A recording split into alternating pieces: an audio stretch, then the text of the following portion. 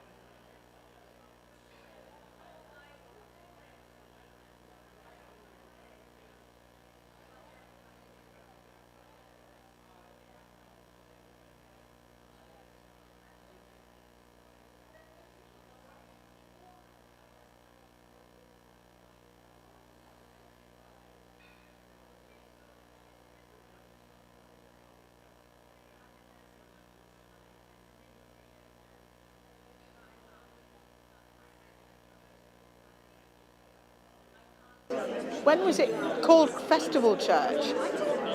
No. I mean, I've been here for, say, 10 to 15 years ago when the Chesterfield Society had held its little short season here. Right. Oh, we're discussing the church and when it became Festival Church. You look very serious. So that's 15 years ago. Yeah? Okay. It's a very attractive place, very. And I just think this is genius. It's genius. This is what these buildings need to be. Centres of communities. I think here on Thursday morning with the rock choir. With the rock choir. If I ever get over there, you can't see the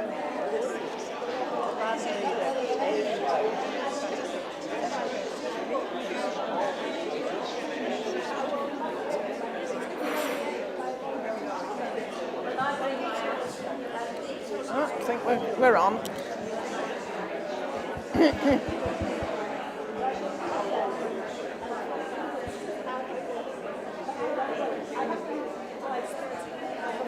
Okay, so the doors are shut, which means it must be time to get going. So welcome everybody to Festival Church for the first meeting in July. Bit of sun, which is good news. Particular welcome to anybody who is new to us today or is possibly trying us out. Are there people? I've met a couple of new people, yes, so make sure they feel welcome. You know the routine by now. I'm sure you're sitting near somebody whose name you don't know. So just take a moment to introduce yourself to somebody who's sitting near you whose name you don't know. Meg. Hello, Sheila. Meg. And you are? Diana. Diana. I was at the Arboretum, the National Arboretum last week. Oh, yes. And I went to the prisoner. Did you? What did you think of it? Just Was that your names. first visit? It's stunning. Right, excellent. So that's another member of Chester u3a you've met. Okay, few announcements then. Thank you to the table tennis group for serving up excellent tea and coffee today for us. So thank you to them. We do appreciate groups getting involved in doing that. It really does help us. Could I remind you, please, we've had a few mobile phones go off in recent meetings. Please, preferably turn your phone off. If you're not turning it off, at least put it on silent, and also silent for notifications, so we don't get sort of beeps during the talk. This would be very bad form. Thank you very much. Okay, we've got a couple of announcements. I'm going to pass over to Sandra, who is the Social Secretary, who's going to tell you about Southport.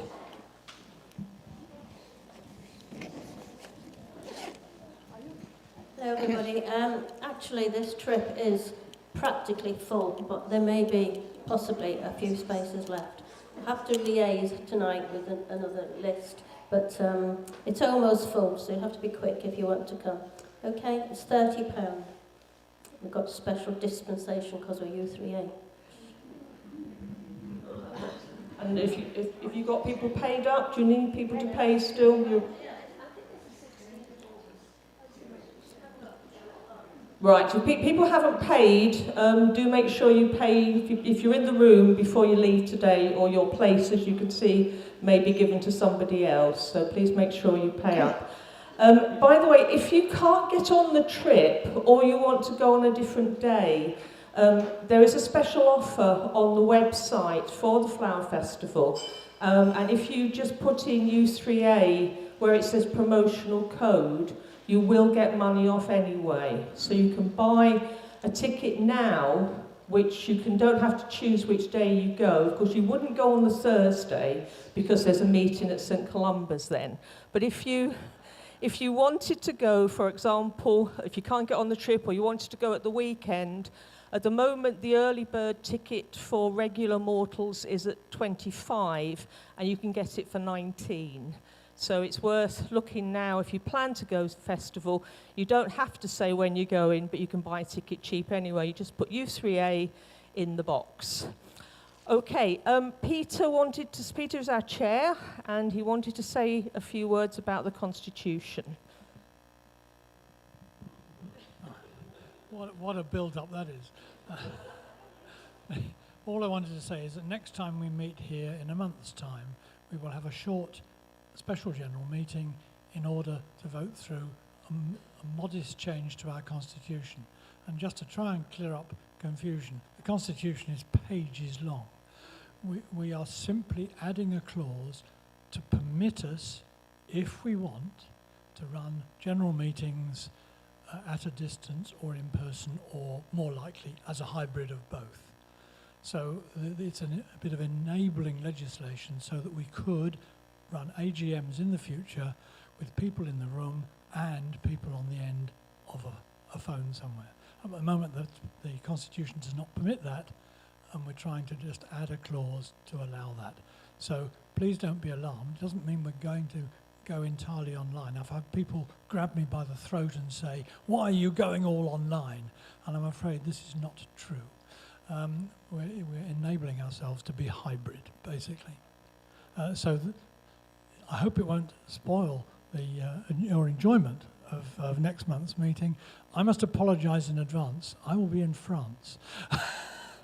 So my excellent vice chairman will be doing what I'm doing now.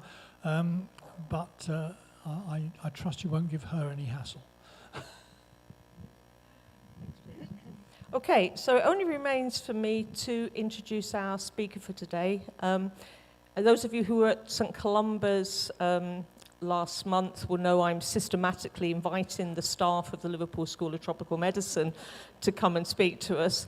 It's a particular pleasure to introduce Meg, who started at the school about the same time as me, and she's been working on, I think, was one of the, if not the longest project that the school has been involved in, looking at the memories and experiences of Far East prisoners of war.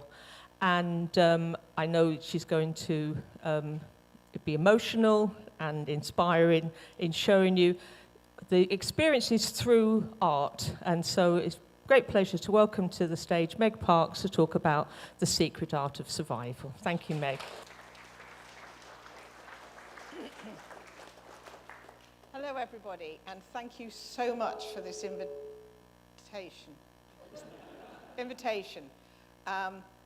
It's a real pleasure to share the work that I've been involved in for the past 16 years, having been so lucky to be offered an opportunity at LSTM, School of Tropical Medicine, to do a history project, something that was particularly personal to me, and the person who offered me the job knew why.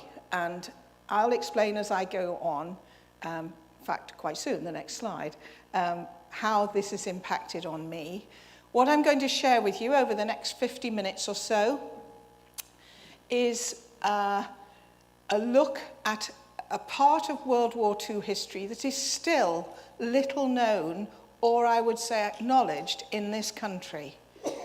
Mainly because the veterans, the men who survived, who became the veterans of World War II Far East captivity, could not and did not speak of their experiences, for some for the rest of their lives and for others for decades. They felt that they had been ignored by this country, by its governments, and I think they had a point. What has interested me in the work I've been doing at LSTM is learning about the incredible ingenuity and inventiveness of men who were determined that they would get through to the end of each day. That's as far ahead as they dared look. So let's get started. And here we'll test the system. We do that. Great. So, LSTM, acronyms, Liverpool School of Tropical Medicine, FIPO, Far East Prisoner of War. I have a family interest in this history because my father survived Far East captivity in Java and for most of the time in Japan, where he was shipped after 8 months after being captured in Java.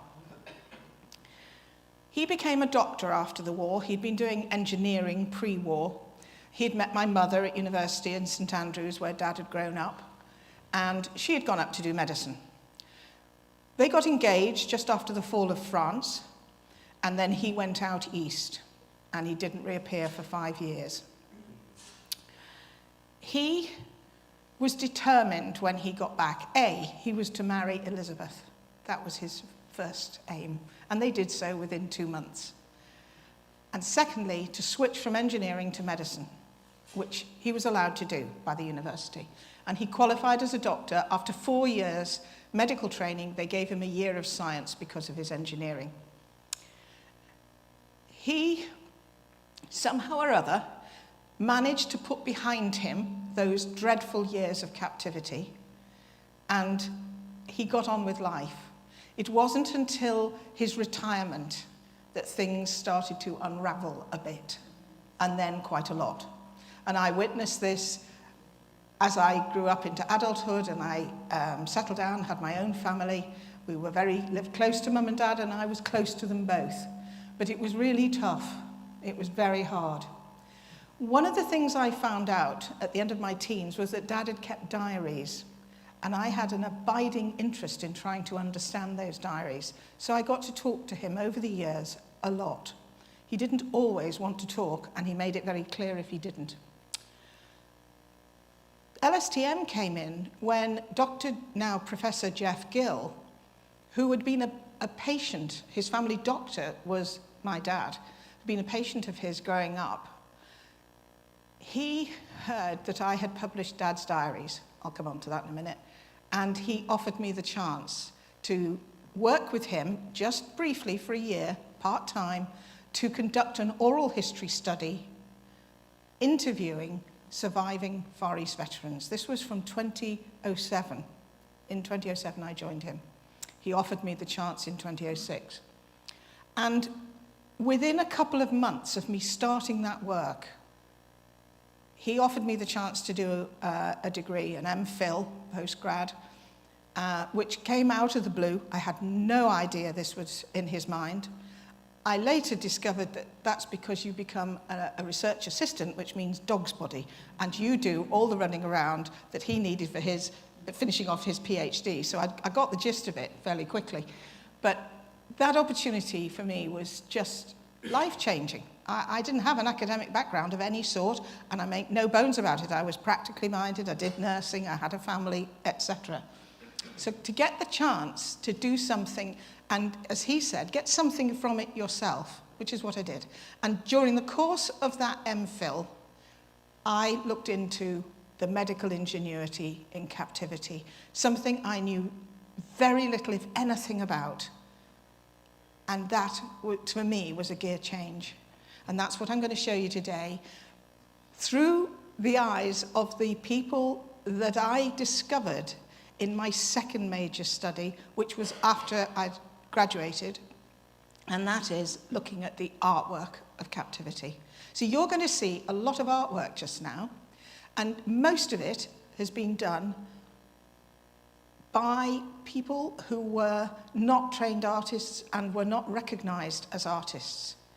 I would argue, and I'd like your opinion at the end, whether you think that these men, all of them, including my dad, who wasn't an artist, but who documented what he saw, I would argue these are war artists, and they should be recognized as such. But let's see how we get on and see what you think. Here's Dad. And here we have him in Singapore in 1941, where he arrived in March. And he was there at a time of peace, but things were obviously hotting up. And by December, after Pearl Harbor and the simultaneous attacks on Malaya and on the Philippines, he and everybody else there in the services knew that things were looking very grim indeed. Dad at that time, in December, was in the Cypher office of British HQ in Singapore, in the north of the island, in the naval base, and he worked under General Wavell. General Wavell was ordered by Churchill to leave Singapore in the January of 42 and head to Java to try to bolster the defence of the Dutch East Indies, as things were looking extremely grave in Singapore, and they wanted to get as many of their men out of that theatre as possible. Didn't quite work out that way. Here he is in the middle, looking pretty grim. This was after 2 months, the first 2 months in Japan at a coal mining camp. He was a junior officer, I should say. He was captain by then. He'd been promoted in the field in Java shortly before the fall of the Dutch East Indies. And here again on the end, Japan, in his third camp there, another coal mining camp, where mercifully he spent only about 3 months, because the longest time he spent in a camp was nearly 2 years in a camp called Zensuji, officers' propaganda camp on the island of Shikoku. And he'd moved there from the first coal mining camp after 8 months. And you can see by the look on his face, the eyes particularly, and how thin. He weighed just over 6.5 stone when the Japanese capitulated. But the eyes rather tell it, I think. Here we go. He's in this picture, in the centre. There's a Korean guard and 4 British officers, all of them at Motoyama, the first coal mining camp, allowed out. And this photograph, I have no idea how he got hold of an original of it. It was a photographer, perhaps it was propaganda, I know not. But he may have been given that photograph. I never thought to ask. But this is an original photograph. And there he is, sometime, I suspect, in probably the early spring of 43. These pictures are from his diaries. On the left over here is his diary number 3. That is a homemade booklet made from paper that is cut down from a larger notebook, paper thin, I mean really tissue paper. And this was bound together, you can just about make it out on the edging there, with mosquito netting and rice paste. And that's lasted well over 80, what are we talking now, 83 years. The picture at the top was from his leather pocketbook, which had all sorts of information in it. 2 items were scale drawings of the camps he was in. This was Motoyama, and then there's another one of Zensuji. And Zensuji is the lower image that he drew of the Benjo block, that's the latrines, which were behind the brick-built old army barracks that they occupied as prisoners of war. So you see what I mean? He was good at technical drawing, the perspective's quite good, it's what he observed. And this, he did 3 or 4 different pictures. These are the 2 books, I have them here, that I self-published in 2002, sorry, I shouldn't have done that, 2002 and 2003. And these tell his story, but importantly for me, they also tell the story of my mother's war. So when I was promoting these books, I regarded this story as 1 war and 2 captivities. His in the Far East, told through his diaries, and Mum and his family back in the UK, told through their letters to each other, to him, which he kept, and to all manner of people. That his father was had trained as a civil servant, so everything he wrote was in triplicate. And he kept the letters that he'd sent to anybody to try to improve the lot of his son out in the Far East. So, I have this, in doing this job 4 years after I lost them both, I have this overwhelming sense, then and now, to share this history on their behalf. They were ordinary people, and they had an extraordinary experience, as so many did during that war, and the war before it. And we've learnt a great deal from that generation, I would argue. This is a map that Dad had, the original of it I have at home, and it gives an indication of some of the POW camps, largely in Japan and area, and it was published by one of the relatives associations that sprung up across the UK in 1945. The basic stats are here. Around 140,000 Allied troops captured by the Japanese in just 5 months. 5 months it took them to sweep away Western colonial rule from Southeast Asia and the Far East. A formidable force. 50,000, just over, were British. Roughly 8,000 captured Christmas Day 41 in Hong Kong. 32,000 February 15th in 42, and across the Dutch East Indies 3 weeks later. 3.5 years in captivity, and these bullet points of neglect, isolation, moved around frequently without any warning, and used as a slave labour force. Almost all POW experienced that. Very few had other experiences, a handful. 25% of the British POWs across the Far East, and it's a vast region, as you can see, 25% died in captivity. You take that figure against just under 5% in European captivity, and you see what a very different experience this was. They came home in the autumn of 1945. This was the first ship back into Southampton, the Corfu, and over the next 2.5, 3 months, the bulk of the survivors arrived back in Britain. 2 ports, Southampton and Liverpool. Slightly more arrived in Liverpool. Dad came back into Southampton and he arrived in mid-November. The voyage back took anything between 6 and 8 weeks. It was a very good thing for most of them, although many were eager to be home, having that time to just adjust and to be helped along the way by various international groups that met them at different ports, supplied them with winter clothing, etc. Allowed them to contact home, cable home, to receive mail at various stopping off points.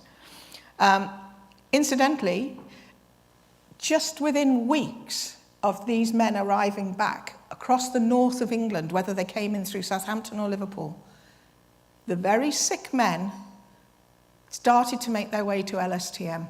And that's when the longest running project in the school's history began. It goes on today in support of families, in support of the history and the research history, the medical research history that LSTM is responsible for. At Liverpool, on the waterfront, facing the Mersey, is the Repatriation Memorial. This top picture was the original, unveiled in 2011 in front of 650 people. First, we had about 60 veterans with us on that occasion. Unfortunately, as you can see, if you look at it closely, there's a lot of staining. It had been raining the week before it was unveiled, and that staining never went. And so this year, where are we now, July? Last year, we ran another appeal, national appeal, and we commissioned a bronze plaque in 3 parts, telling exactly the same story, but that has replaced the original. This one was two years after the Liverpool one in Southampton. Right, artwork. This little watercolour was done by Gunnar Ashley Old in Changi in the first few weeks of captivity. As it says on the screen, LSTM's interest has been in the military men. There were, of course, thousands of civilians, men, women and children, put into internee camps. So they were the civilian internees. But our interest has been in the military. That is because it was the military who presented themselves at LSTM that started the work that went on and developed over time. The largest number of British were taken at Singapore, and I have to say a large proportion of them ended up in Thailand working on the railway. They came from elsewhere as well. They came from across the Dutch East Indies, British prisoners of war, but the largest number came through from Singapore. And this is Ashley's view from a hillside looking out across part of Changi Camp. It was a large area to the east of Singapore Island that the Japanese, it's where the airport is now, and it's where the Japanese put barbed wire fencing down, and everybody inside that fencing was military POW. On the outside of that, on the island side of that fence, was the Changi jail, which was the municipal jail, which the British had kindly built, and it was a model jail where all the internees were housed initially. Later on in captivity, the civilians were moved out and the military moved in. Throughout its entire time as a POW and an internee in a POW camp, the jail was hopelessly overcrowded from the very get-go. We'll see more of Ashley Old's work shortly. This is Lieutenant Jimson's sketch of one of the rice trucks that took the men from Singapore up to Thailand. They went in these trucks, they were packed in, 30, 35 men, into metal, steel boxes, and it took them between 4 and 5 days to get up to Thailand. They were boiling hot, they were freezing cold at night. They had allowed to have the shutter doors open slightly at times, but not always.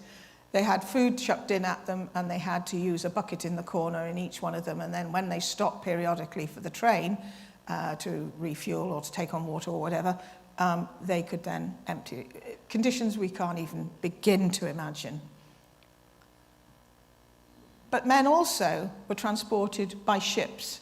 Now, this little sketch you can see of a tramp steamer, for want of a better word, was given to Dad. And it was done by an American naval officer who was in camp with him at that propaganda camp in Japan.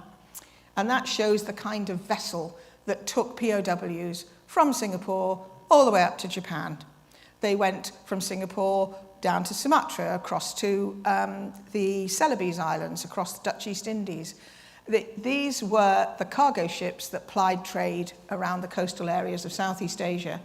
And this is what below decks look like. And we know this thanks to Padre Fred Stallard, who was on the England Maru, the Maru being a Japanese word for, I think it's ship, but a lot of these tramp steamers were bought from the British in the interwar years because they'd served their time and were well past their sell-by date, and they got hefted over to Japan, and then they used them for carrying cargo, human cargo, but without any markings on the ships. And so inevitably, very soon after the Japanese had conquered these different areas of colonial powers, they lost control of the seas because the Allies, the Australians, the British, the Americans took control of the seas very quickly.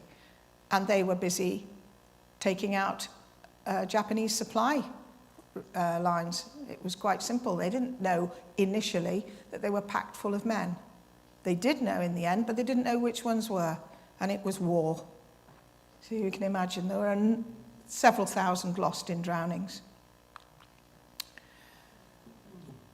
This is a picture done by, again, Gunnar Old, and it's of a Mr. Stanley. Now, it's not done actually during captivity. It was within a couple of weeks of liberation, because Old was taken from Thailand and flown to Rangoon.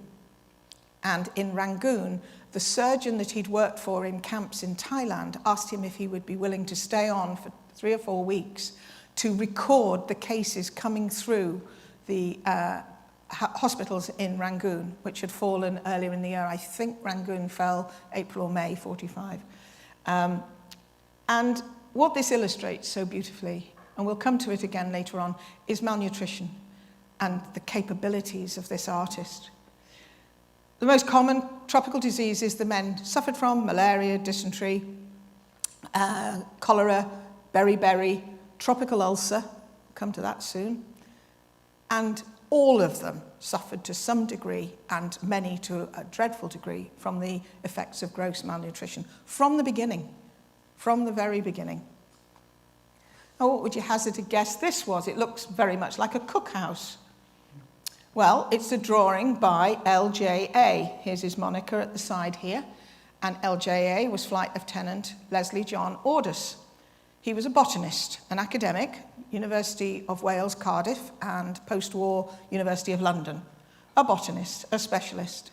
He knew, captured in Java, he knew why he was beginning to lose his eyesight within a matter of 2 months of captivity.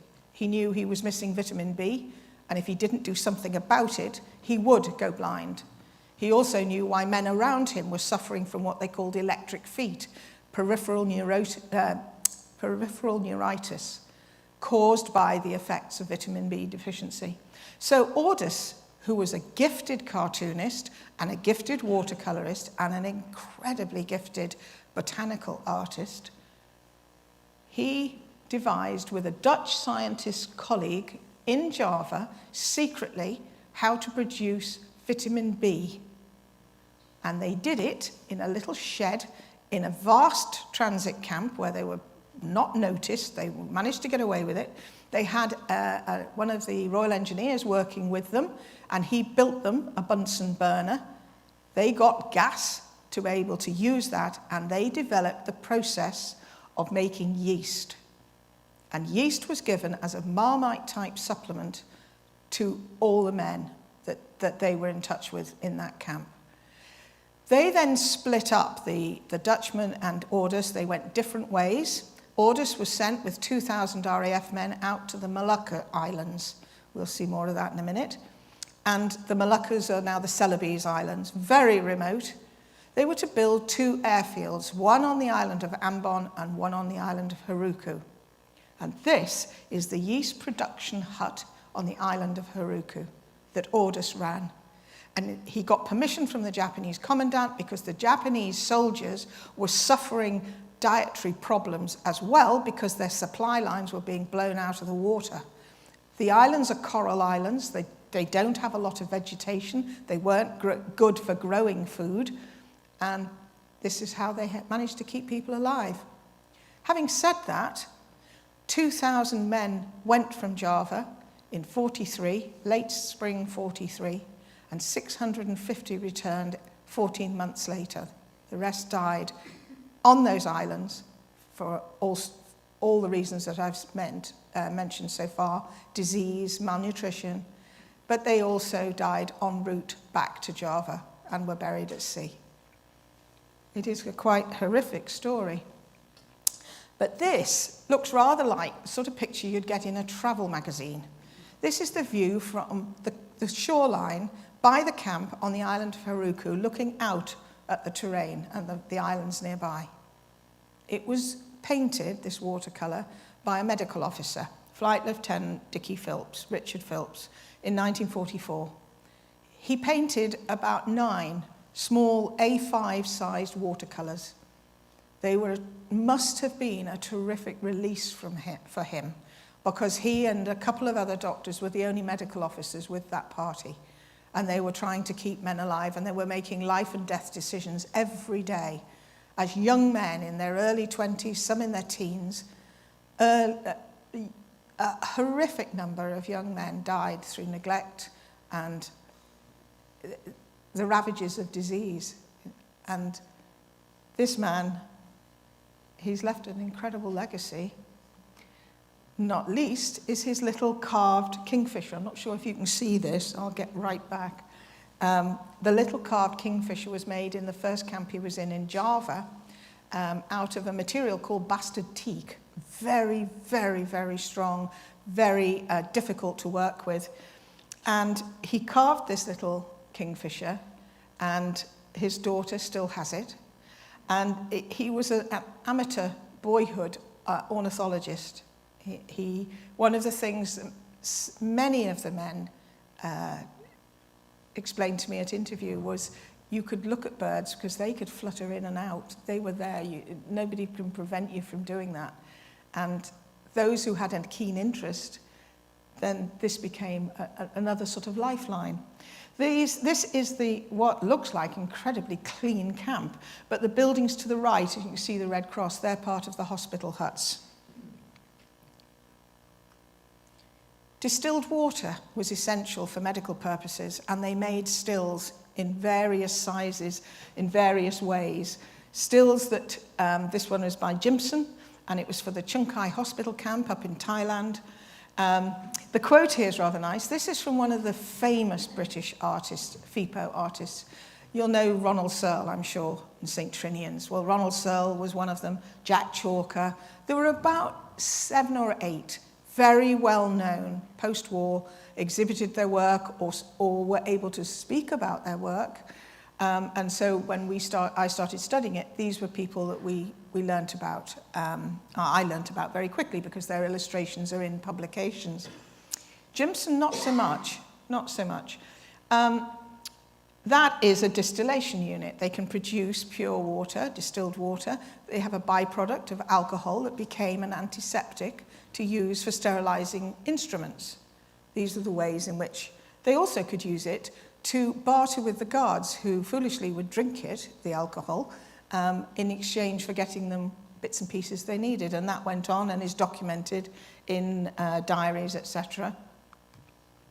This other still was made by Lieutenant Gordon Smith. He was an Argyll, and he was captured in Malaya during the battle for Malaya and ended up in a horrendous place called Pudu Jail, and then was sent up to Thailand. And he ended up in a camp quite close to Chunkai Hospital Camp called Tamakan, and it's where they built the bridge over the River Kwai, the big wooden bridge. And this is his sketch of what he did and how they used parts of a Morris 10 car. The curvy piping was from a Morris 10 car. Now, if you're squeamish, you can shut your eyes now. I won't keep this next slide on for long, but this is what tropical ulcers can do to limbs and indeed to the torso. Under the armpit, there's this one at top left. Then on the shin, down to bone, and again the foot down to bone. I shall now remove that slide because it's really quite awful. But those tropical ulcers developed from a scratch from a flea bite, a scratch from bamboo, raw thickets of bamboo they had to cut down to cut the railway trace through the jungles. They became infected very quickly. The men were filthy. They didn't have protection in the way of either clothing or dressings if they got a scratch or an open wound. Everything, it's so hot, it's so humid, and skin rots. And it did.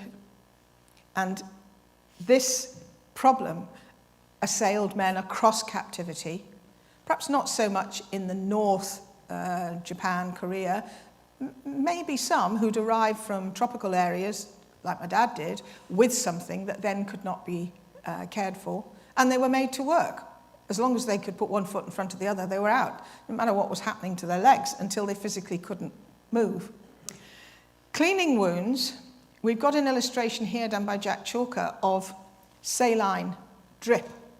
And this is the use of bamboo. You can see the bamboo beds that they lay on in their bamboo and atap huts in the tropics. They could hold 200-300 men, 100, 150 either side, shoulder width apart. That's all the space they had.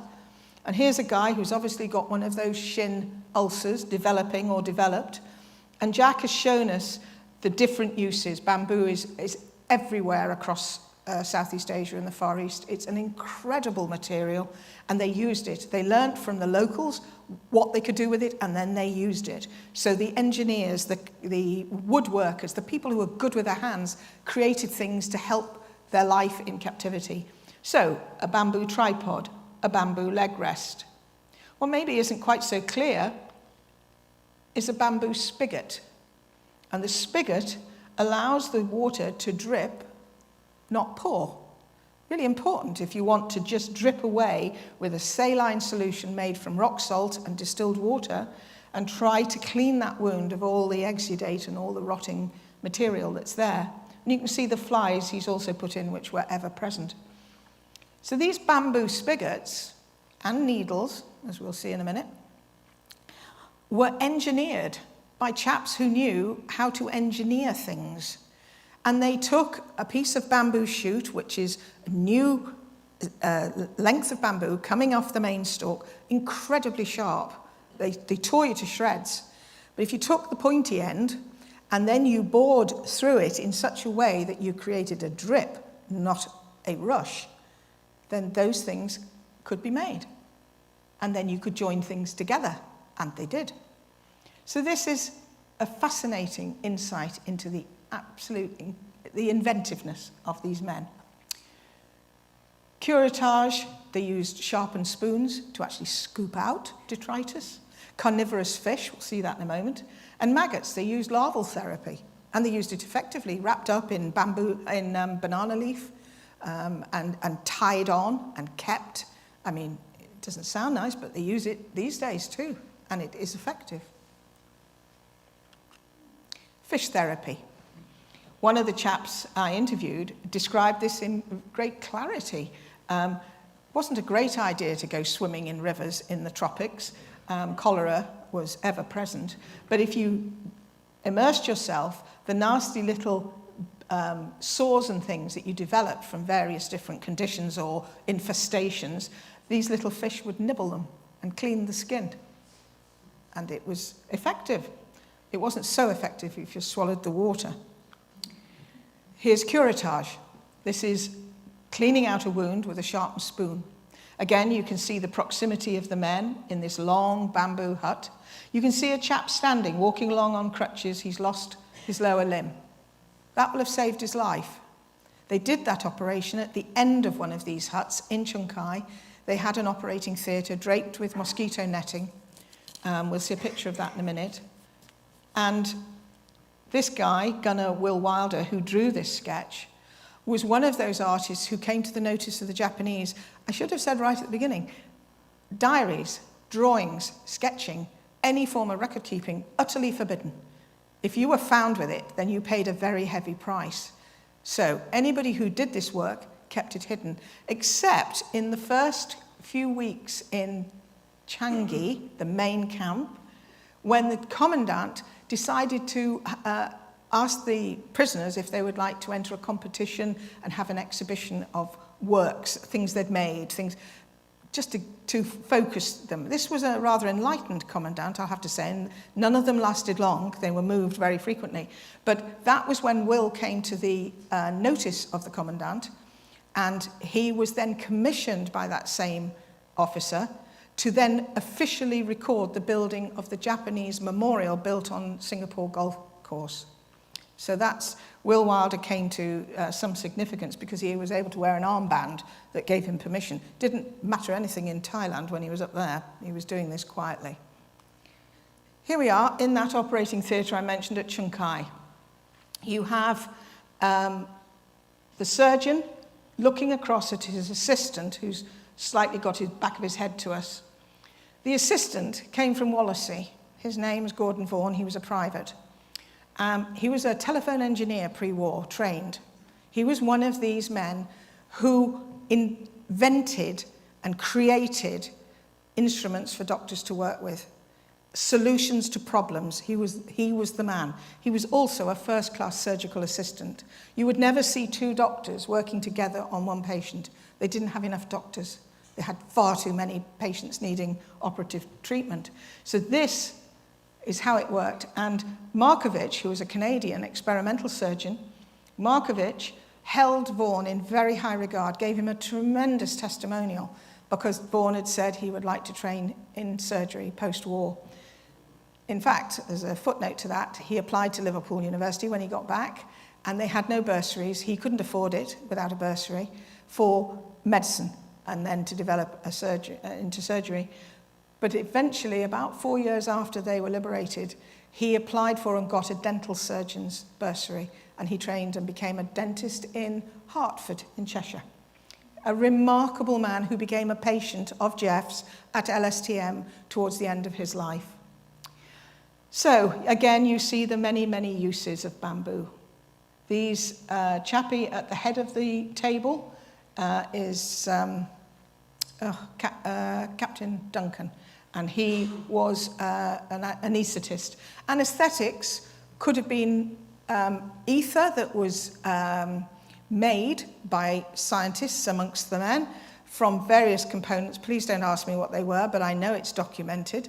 So they did make ether so they could make bamboo face masks, and they could put gauze over the top or bits of old shirt and then drip ether onto that. That was one. For these amputations, they were generally given spinal anesthesia using dental Novocaine, which was available across, certainly in Thailand it was available, and the dentist who I interviewed used to go into the nearest town with permission and get Novocaine, because he also treated the Japanese guards. He never gave them Novocaine. They had sterile water in a syringe. They found ways. And it's so effective. And you can imagine the sheer thrill you'd get. But I've lost my track. Vaughan, an exceptional man in the context of this experience. And we're going to see a bit more of his work shortly. Peg legs, bamboo or wooden, devised by the men in the engineer's hut that was set aside in Thailand, in Chung Kai. Chung Kai, at its height, held 10,500 very sick POW. This large number was after the completion of the railway in October 43. And the men coming down that survived from the upper camps, up country, came down, the sick were taken down by river often, and if they managed to survive that, they got to Chung Kai, and there were facilities. And the Japanese certainly allowed the operations to go ahead, and they allowed a certain amount of support, minimal. They could have done a huge amount more. But the men who had these, in particular the bamboo peg leg, didn't want to part with them when they came home. They were lightweight, they were strong, they were effective. And you can imagine anyone in this audience who went to school with a child in a caliper in the 60s or 50s will know what those sorts of appliances were like in Britain, certainly my knowledge in the 50s and being at primary school with a little girl with a caliper on, heavy steel, wooden, they wouldn't part with them. Until they fell apart, they wouldn't part with them. And they're made from things like the lacing there came off Dutch uniforms. They had, I forget what they're called, but on the lower leg, and they were laced up. What? That's the word. They were laced up, and so they got those and they used them for making. The rims of the cup that sat up in the thigh were leather, and they were padded with kapok from the kapok trees. And Jack Chalker told me that at interview, and how they used to tie string round the buds that were ready to blow, because they blew at different times, the seeds dispelled, in order to keep them so they could keep harvesting. That's what they needed, the kapok, to do this, to make pillows for somebody who'd got an injury or wherever there was needed something soft and comfortable, they could use these things to make them. Extraordinary work. Also, another illustration of Jack's, which I haven't put on, shows very sophisticated artificial limbs with knee joints, ankle joints, and toe joints with rubber. And there were contraptions made to enable them to walk, to give them that hinge movement. It just went on. And this wasn't just in Thailand. This was going on in Hong Kong. It was going on in Singapore, down in the Dutch East Indies. Wherever you've got this citizens' army of servicemen thrown together from Civvy Street and career soldiers, you had this incredible hotbed of inventiveness. That's what it was. And Jack described that so beautifully at his interview. Citizens' Army. That's Jack's anatomy notebook. He'd wanted to study medicine in his late teens, and it was a toss-up between going to study art or going to study medicine. And he chose art in the end, but he'd done a lot of anatomy. And he worked with the doctors, with the surgeons particularly, as did Old, as did Meninsky and Jimson. The handful of others I said that were well known, it's because of their medical artwork a lot of the time. But these are his incredibly neat notes. And again, you imagine what he got out of being able to remember that and put it all in place and do that surreptitiously. But Jack and Old and Meninsky were put into sick huts. If they weren't ill, they were given some invented disease that put them in a sick hut. The doctor would make a case for them. And then they could quietly sit there and do their work and document what was going on around them. This photograph is, actually I visited this building. It's in the Singapore Air Force Base on the island of Singapore. And this was the first dysentery ward, the first two wards, the first floor and the second floor were dysentery wards in the early months of captivity in Changi. And two or three, I interviewed the dentist, I interviewed a physician who worked in this place and described the appalling havoc that dysentery had on the population. It was, and if you can try and imagine how demoralized these men were in the early weeks of captivity, herded into an area where the Japanese didn't bother with them for several months till they wanted working parties. Then they started plucking out groups of 100 at a time, sending them wherever there was work needing to be done. But those first weeks, couple of months, they were left to their own devices. They were battle weary, they were depressed, they were, it seemed hopeless.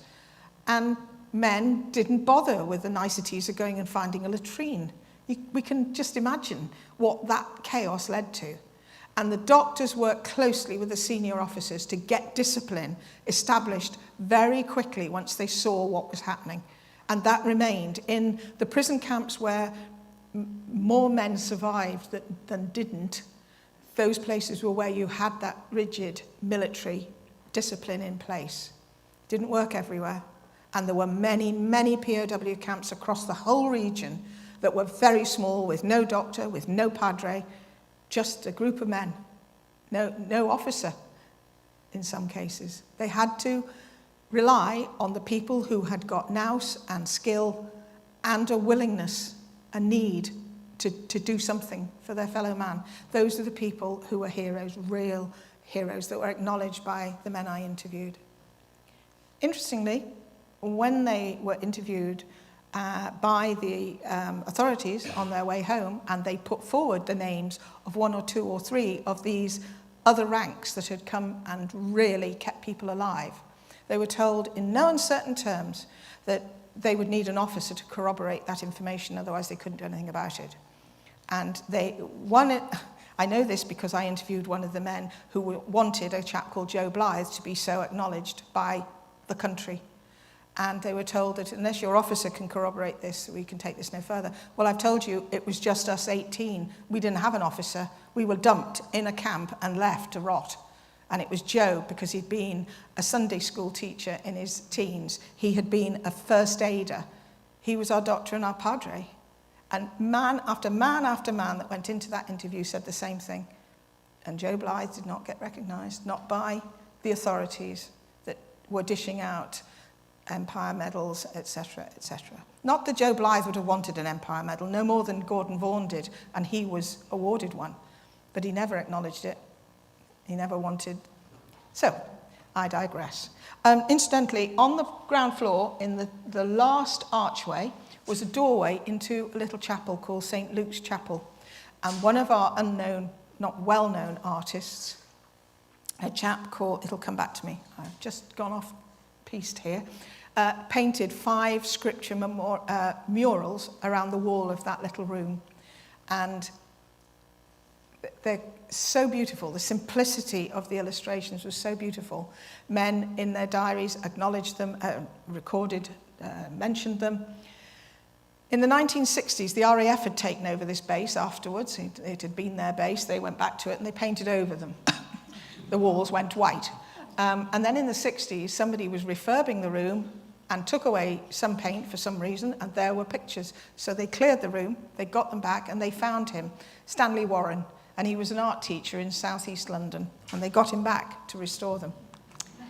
Now, this spectral image is Jack Chalker, again, at his finest, as a dysentery patient himself. This time it wasn't fictitious, he was in there with dysentery, and this is the sight that he had from his bed space.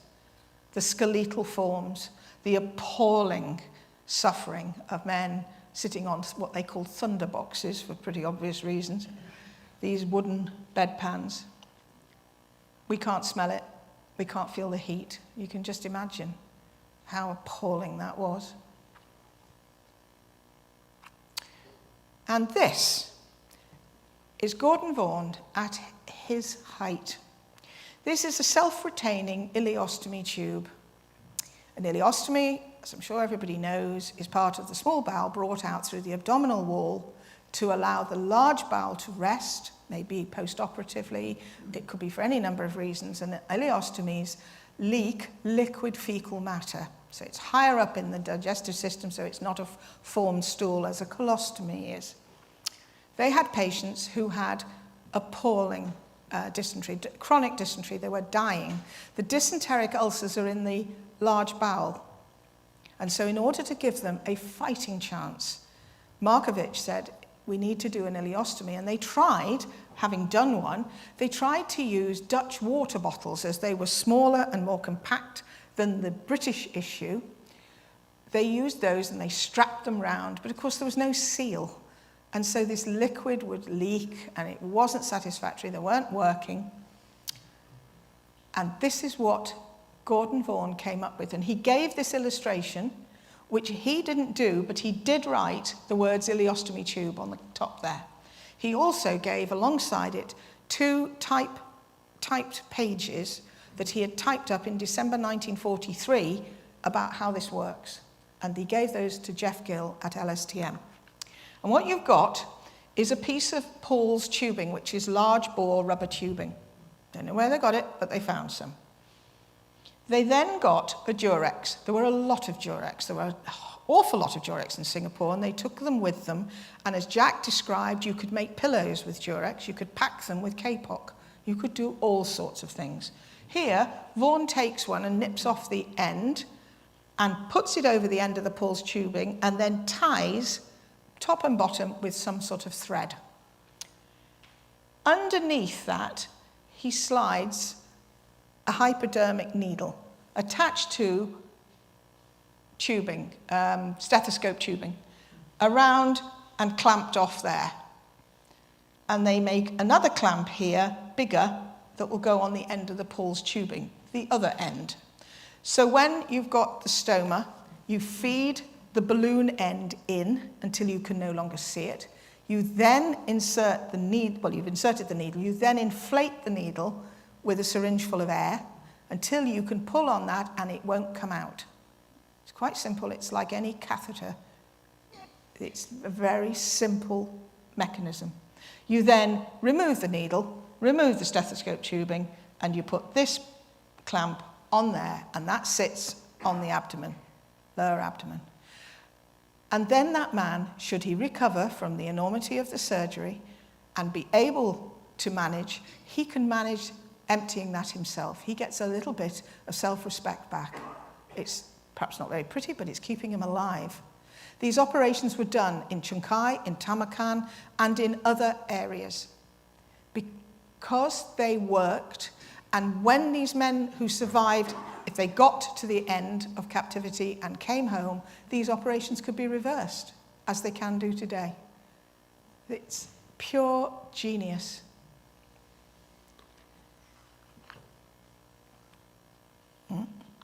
There we go. Now, this is Ashley Old, I believe, at his absolute best. I'm nearing the end. This is the blood transfusion hut at Chunkai. Markovic started this idea. You take blood from a guy that's managing somehow. You do a very rudimentary cross-match of that blood with a recipient's blood, and you get a young guy who's at his end, who's not got much down for him.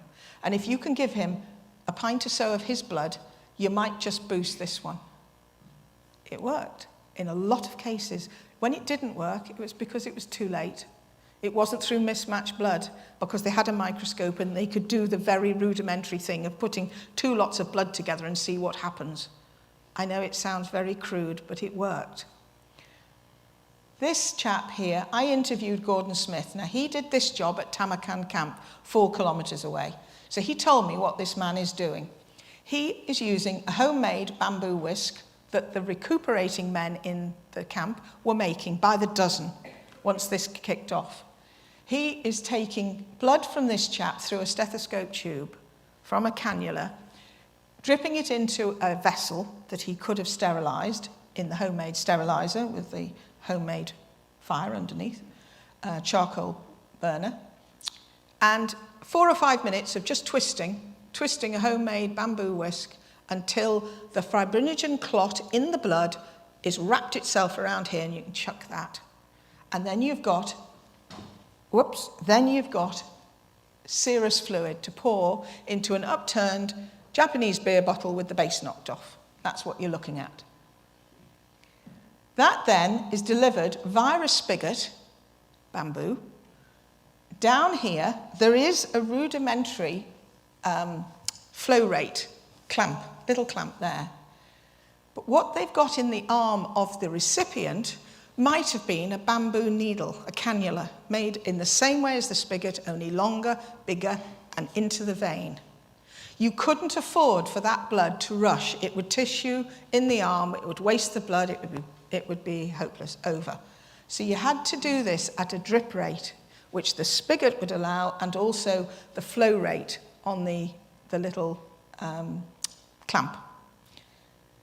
But look at how much you can see in this drawing. You've got, this charcoal's come from the cookhouse. These are guala malacca tins, that's some sort of a molasses that came into camp, cut down, made into a sterilising unit. You've got the instruments that they were able to bring up country from Singapore, the surgical instruments, and you've got bamboo making supports for stretchers. There's another drawing by Old, and it's the guys outside here at the microscope hut where they've queued up. After a day's work on the railway, those that were able went and queued up to try their blood to see if it worked with somebody that was waiting to have transfusion. They did 3,800 transfusions in 3 camps in Thailand in a 2-year period. It's astonishing. Absolutely incredible. And just when you think it can't get any better, come over here for this. The artists show us what they want us to see. And he is showing us here that that bit of stethoscope tubing is tied on there by a thread. That's what's tying it on, the tubing to the spigot. Ashley Old was an exceptionally gifted artist who'd done anatomical art at college pre-war. He was at Northampton School of Art. Post-war, when he finally got back from Rangoon after giving his time to the Australian surgeon, whose collection in Australia actually houses these illustrations, the ones I've described to you, because most of Ashley's possessions in his later life were lost in a repository fire. He came on hard times because psychologically he fell apart. He couldn't cope with life, he could no longer cope with art, and he had wanted to perfect his portraiture. I wish I had time to show you that today. But I can show you once again our Mr. Stanley. Now, my nursing training did not permit me to remember the musculature and the ligaments and things that are clearly visible here in this drawing. So I gave a talk similar to this to the British Association of Medical Artists, and one of them annotated it. They could not believe the accuracy of this man's work. Astonishing. Yes, not done secretly in camp like all the rest of his artwork, but nonetheless, it's quite incredible. So, all this artwork, I studied this from the end of the MPhil in 2012 right through to 2019. I uncovered 69 unknown, or rather unrecognised British artists, and I include my dad in that. And we got funding, public funding from the lottery and from various trusts and individuals to put on the first ever exhibition in Liverpool of this artwork. Over 100 items came largely from private sources. There were 1 or 2 Jack Chalkers, 1 Ronald Searle, and the rest were the unrecognised artists, as I call them. And I believe they are all war artists. They were doctors, they were tinsmiths, they were ordinary Joes. They were just ordinary men with a special gift. We don't have documentary footage of life and death in these camps. Wasn't permitted. We didn't get journalists going in. You didn't get the International Red Cross going into anything other than show camps. 1 in Hong Kong, 1 in Japan, and 1 in Singapore. There was no other way to know.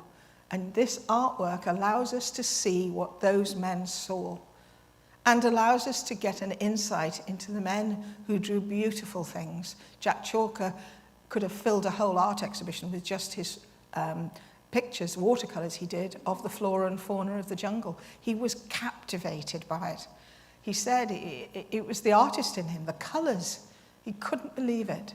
The artists that were trained took, a lot of them, took watercolours with them.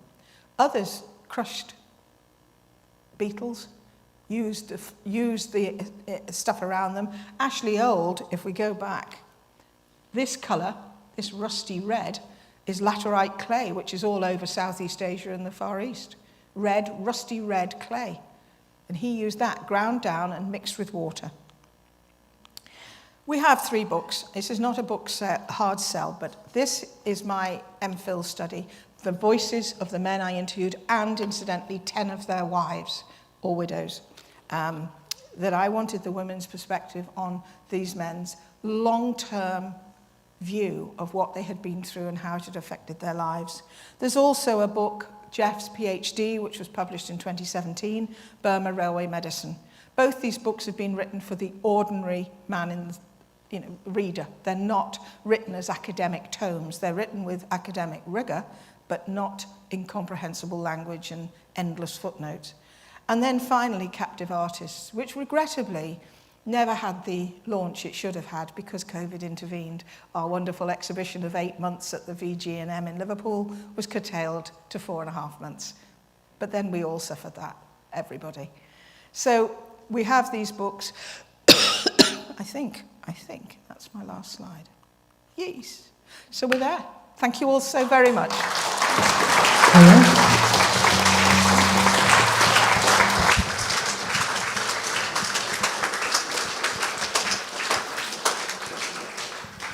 Thank you, but that was just stunning. I mean, I feel a mixture of sort of humbled and inspired, I think sums up how my reaction to that. I'm sure others will have other reactions. Are there any questions or comments? Sue's got a microphone she will come around to you with. Who's going to kick us off? There's a question at the front here. Sue, gentleman in Can you put a hand up? Yeah, gentleman in the beige sweater. Was there any triage of the people being treated? I mean, you mentioned difference between officers and other ranks. Who was seen first? Was it strictly on medical needs, or was reality there? No, I actually think it was strictly on medical needs. I think the officers and the men were side by side in these huts. They weren't always officers' huts separately. There may have been, certainly in some of the bigger camps, there probably were. But I'd say in the majority, it was just simply a question of trying to keep people alive, whoever they were. There was undoubtedly, and there has to be a hierarchy in the forces. I'm sure that's how it works. And the illustration I gave about wanting to put forward another rank for some sort of recognition, it was a bit of a throwaway, but it was very real. And it hurt those men. It made those men feel that what they said was not believed. So I'm going a bit off point. But no, I don't think that officers... No, I can't say that. Maybe officers sometimes got preferential treatment, perhaps. A friend of the doctor who was in charge of the unit. I don't know. It's human nature. I know that Gordon Smith described to me getting a tropical ulcer starting, and he was a medical student at Edinburgh pre-war, but he wasn't a qualified doctor, but he got to do a lot of medical things because he got some knowledge and could be trained. And he went to the doctor that he was working with and just said, this is just not getting any better. And he had an M&B tablet, and he ground it up and rubbed it into the wound and then packed it with whatever they had to pack it with. And it cleared up. Now, patently, they didn't have M&B for everybody. So you've got a guy who's essential to what you're doing. You're going to put him before perhaps somebody else. But I think largely, I would say it was the decisions were made on the basis of need and the conditions these men were in, the multiplicity of problems they presented. Whichever one was killing them, there were several other things going on as well. So it wasn't just somebody who had just had dysentery. Thank you for the question. It was a good thing to We explore. have a question from upstairs. Firstly, just to say many thanks for your great presentation. I really enjoyed it. I'm a medical practitioner. And you mentioned about your own father poignantly, his mental health unravelled after retirement, but also another serviceman you mentioned as well, one of the artists. Yeah. Was there any large studies done or collated on mental health via the Liverpool School of Tropical Medicine? I know they focus really well on physical tropical diseases. Yep. Was there any large studies done in regards to when mental health affected them? Because obviously they came back post-war, they were integrated back into a working society. My background's occupational health, that's why I'm interested. Yeah. So, okay. Thank you for that. And yes, there was at LSTM. LSTM started doing what they call tropical disease investigations from, I think, the end of the 60s, early 70s, when Dion Bell joined the school and took on the interest of these men as a patient group. So they'd been coming to and been inpatients across Liverpool hospitals for 20-odd years by then. And, or maybe less, just slightly less. My maths isn't good. From 1970 onwards, I think, Dion talked to a psychiatrist working in he knew in Liverpool called Kamal Khan. And Kamal took on these patients at a special clinic as part of his NHS work that they could go to Arrow Park or latterly to Liverpool when he was based back over in Liverpool. And he did his PhD on using as a control group to FIPO Burma Star veterans, who were a group of men of the same age, of the same Caucasian background, and who had been in the same theatre, the same conditions, but not in captivity. So they'd suffered in jungle warfare, lots of tropical illnesses and things, and rudimentary, whatever their field hospitals were. So that was his control group. Now that PhD is available through the university, it's in the library. Regrettably, very sadly, Kamal didn't feel able, at the end of his career, when his study finished, he did not feel able to publish. It was just too much. But his work, he saw hundreds of FIPO that came to the TDI clinics at LSTM. And he saw large numbers of those men. I think in one of the studies Jeff was involved in with Kamal, they identified, it was in that group, Kamal's group, over 38%, around 38% had got frank or chronic psychiatric problems. Thank you for your question. They, of course, didn't get a lot of attention immediately post-war, unless they saw it. And, of course, for the first 3 years post-war, when they were acutely ill, you paid to see a doctor, and many of them couldn't. So, yes. Hi, yeah, thank you. Am I being heard, yeah? Yeah. Okay, thanks. Just a couple of things. And one was, you describe a lot of, I suppose, the prisoners looking after themselves, really, and the way if there was good discipline, things were much better and all that. And, you know, the stories, the little I know about Japanese prisoner war camps was that it unremitting cruelty. And clearly it's more complex than that, and will have been different from one camp to the other, presumably. But what was the Japanese interest in sort of allowing the self-care and the discipline and all that to happen? Well, in the larger camps, they needed the troops to be disciplined in order to get them organised into groups every day for working parties. And so it was important to the Japanese that they could get, and in the smaller camps, they held the doctors responsible for that. So doctors very often got beaten up if they weren't providing the requisite number of men every day to go and do whatever job it was, wherever they were, Thailand or Singapore or wherever. So I would say that, lost my thread there. Say the question again. Well, I'm getting the picture now. Why was it in their interest? Yeah, they needed a fit workforce, didn't they? They did, but except they didn't, because there were vast numbers of men taken captive. I mean, as far as they were concerned, it was a dispensable force. They didn't have, I mean, it doesn't make any sense to the logical brain to look at the Thai-Burma Railway and the enormity of the task, and they didn't look after those men. They had to keep shipping more men in, which took their time, and it doesn't make any kind of sense, but it's how they did it, if that's any kind of help. Thank you. Just one quickie.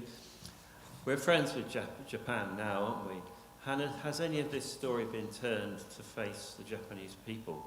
I mean, do they know about what Very interesting. Know about what went on in the camps during the war? Very little, except that there are groups of researchers that we're in touch with in Japan, elderly people, and also, I'm happy to say, a young person who we made contact with last year and who I will meet in 3 weeks' time. She is coming to our next conference at LSTM, which is next June. We have them, it's not LSTM organised, they're hosting and sponsoring, but I belong and help to organise a group called the Researching FIPO History Group. We've been going nearly 20 years, and all we do is put on conferences to bring together family historians who have information like I have tucked away that didn't know what to do with it, and academic historians and authors and anybody with an interest in this history. The Japanese are not taught in any realistic way in their schools. But it's beginning. It's been phenomenally hard for the Japanese researchers to get a platform. But the elderly people that I've known since 2002, who are now older than I am, and are still producing papers and are still finding evidence and will get involved with relatives who might want to go there and retrace steps, find places that they know something about or know very little about. So there is a movement, but it is not actively encouraged. There is a denial that they have anything at all to apologise for. And you can understand why the veterans felt so strongly, having watched so many of their young friends have needless, ghastly deaths at such a time, and they survived. It's no wonder they came back with a complex range of psychological problems. Thank you for the question. One last question. Anybody? There we go. Stunned silence. Thank you. I'd just like to ask about other artwork. The artwork that we've seen is very much medically linked. Yeah. Are there any collections of therapy artwork, things like the one piece that we saw, which was landscape, which the prisoners did just to keep themselves sane? Okay, I haven't got the picture, but I can show you things like that. Beautiful scenery done. This one done by Orders, who did the cartoon of the yeast hut. There's studies of butterflies. This is a fabulous story, and I know you have to stop, so I won't go on, but this story was a British lieutenant colonel up on one of the most northerly camps who was butterfly mad, got his men, when they went on working parties, if they saw a butterfly, try and get it. He made nets they could take with them. They brought them back, and he had artists in the camp busy recording them. He kept the butterflies in a biscuit tin. He brought them home, and the Oxford Museum of Natural History put them into collector's cabinets. His daughter still has them. She doesn't know what to do with them, but she still has a 1940s collection of tropical butterflies from the northern part of the Thai-Burma Railway. And that sort of thing tells you not only he was known as Crackers Ackers, so let's get straight here, brick bonkers, an older territorial senior officer, so a character. He kept himself ticking over with his interest, but he kept artists involved. He kept men who wanted to help him because he helped them back in camp. It's one of those lovely stories that when you hear it, on the surface of it, it's just some bonkers British officer who got people to do things, but actually it kept them interested in doing what they were doing, and they were doing it for the colonel. And that mattered because of this hierarchical system. There were, I have to say, in my experience of research, there were senior officers who did not acquit themselves for their men, as there were junior officers, as there were NCOs, as there were privates. It's human nature. You pack them all in together and you get all sorts. Thank you for the question.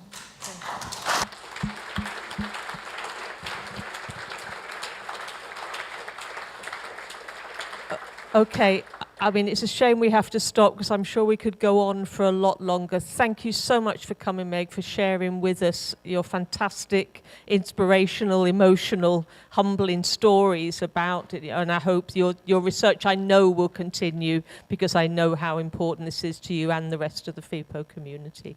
Our next meeting is on July 18th at St Columba's, which will be History of the Chester Zoo. So I hope to see some of you there. Thank you all for coming today, and just join me very much in thanking Meg one more time for her fantastic talk.